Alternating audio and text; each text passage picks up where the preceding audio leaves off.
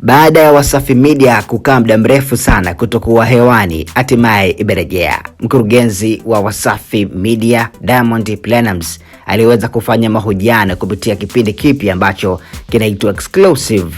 Kitakuwa kinaruka kila siku ya Jumatatu hadi Ijumaa majira ya saa 2, ambapo Lily Omi ndiye atakuwa anaongoza, huku akiwa ametoka kwenye kipindi cha mchana cha The Switch. Sasa miongoni mwa habari kubwa ni namna ambavyo Diamond Platnumz ameweza kuchukizwa na serikali kutoweza kuisapoti muziki na kuweza kuwekeza zaidi kwenye mpira hapa Tanzania. Miongoni mwa hizo story ni hii ambayo imetokana na watu wengi sana kuweza kupendwa baada ya Diamond kusema kwamba wasanii wanathaminika katika kampeni tu kipindi cha uchaguzi, lakini baada ya hapo huwa anakaa kando, na mpira ndio moja ya sera kubwa sana ambayo serikali inatia miguu yote.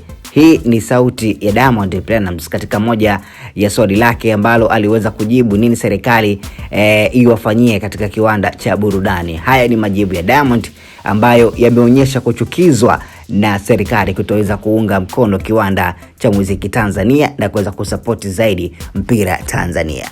Kama itawapendeza serikali au hao viongozi, kama itawapendeza, lakini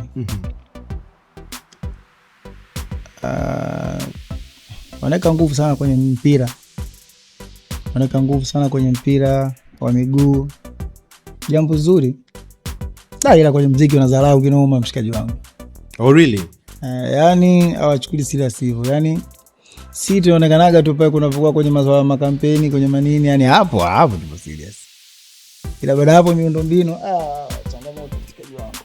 Kwa sababu kama tuzo stress zilikuja, na sidhani kama zitarudi tena kwenye nchi. Kwa nini? Kwa sababu hazikuwa na sehemu sahihi ya kufanyia. Kwa hiyo walipokuja hapa wamekosa sehemu wakaenda kufanya kule kwenye bahari, masiji zinadondoka nini. Lakini walipoenda Rwanda walifanya kwenye arena ilikuwa best tuzo. Hapa miundombinu hamna, na mimi